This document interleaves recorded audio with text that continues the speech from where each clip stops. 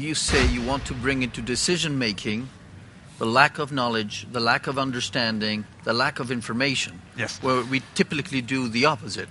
Typically people focus on what they know, and I learned to focus on what I don't know. It took me a lifetime of understanding it, and this is what I'm spreading. And I'm working on my next book. Will take 5 years probably. It's about how to live in a world we don't understand. And whenever I deal with academics, I had a special issue of an academic journal, because really I have a lot of academic publication, but I hide it because I don't like academia. I'm allergic. But we had a special issue, how to operate in an environment of low predictability. And all the papers came from academics, how to improve forecast. I'm not asking you to improve your forecast. I'm asking you to tell me how to work in a world without forecasting. Because your forecast, you're going to fall into the trap of trying to improve it. Has not been improving. We are not better at forecasting.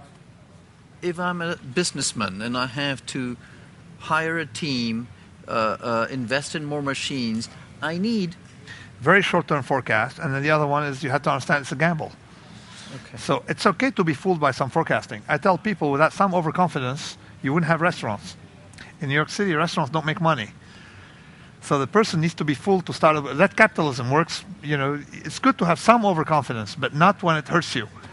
So just to make sure that there are some tricks I use for scenarios. Like, for example, it's okay to say this, to forecast the stock market, but make sure that you know what happens if your forecast is wrong. Most people don't. I keep asking people, now the stock market in America is down 45% for the year, 48, whatever, something like that. I ask people, why don't you make an allowance for it? You see? It's okay. They say, well, it goes up 8% a year. I say, maybe that's right, but why don't you make an allowance for that forecast being wrong? Nobody I know made that allowance. You also say that success in business depends more on luck than capabilities and abilities. I don't say that. No, okay. I think my point is that we tend to, and that's my earlier book, Fooled by Randomness. We are vastly more likely to mistake. Sorry. Vastly more likely to mistake the random for non-random than the other way around. And let me explain it. You're vastly more likely to see a pattern when there's none than to miss on a pattern.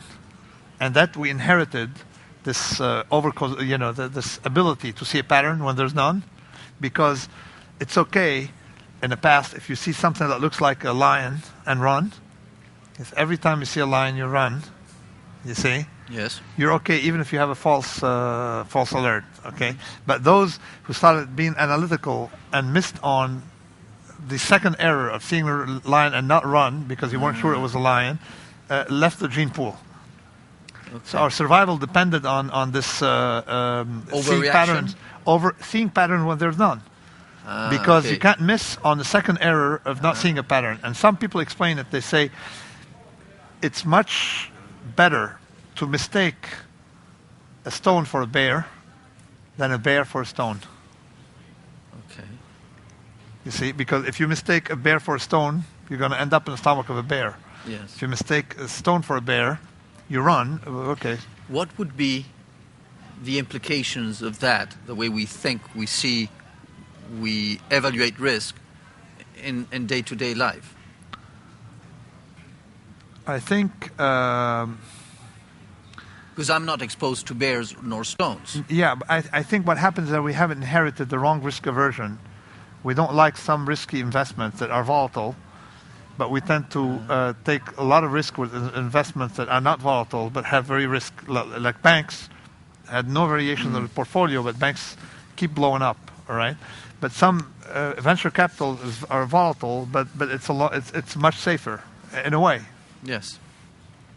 Okay, I think you said many things about how first we need to recognize a different nature in the world, not as we expect or thought we were taught. Yeah, extremist stand is something new to us. Something new to us. And then a little bit of some tips of how to deal with extremistan, and not always being averse to that, but trying to choose how to be exposed to positive extremistan, not negative extremistan. And it's very simple, but the problem is that academia fought me for 20 years. I didn't get my voice heard till recently. And you also say never bet against black swans. No. I mean, it's very easy to avoid betting against black swans. Nobody ever made money betting against black swans. Okay. What is then the idea of your next book? It's called Tinkering, How to Domesticate Randomness. It was small little tricks, like my go-to parties and small little tricks, but I go deeper into it. And I go into the core nature of the knowledge and see how Western civilization was degraded markedly since the Enlightenment. Our knowledge has worked very well in physics, but has not worked in a lot of areas. How we tend to learn by accident and then discover the story, but we still go to school thinking we're going to learn how to understand something. That's what the illusion of design. Okay.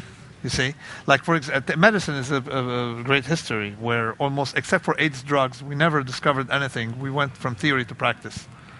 So always tinkering, you discover things. But except outside of physics and some application, most of everything we discover, we're good at knowing if B is better than A. But we're not aggressive enough on it. So I want to make a general philosophy of how to live in a world we don't understand.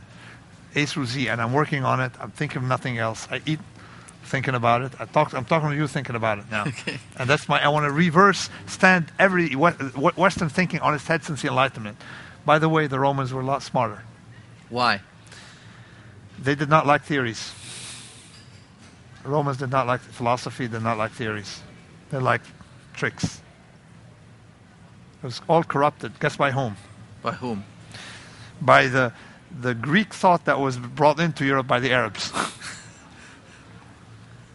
Wow. The top-down thinking. Top-down versus bottom-up.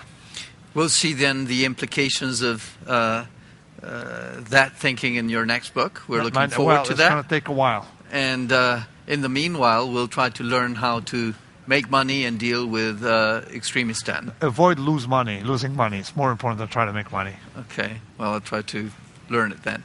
Thank you very much, Nassim, for being with us. Thank you. Thank you to all of you for being with Management TV. See you soon.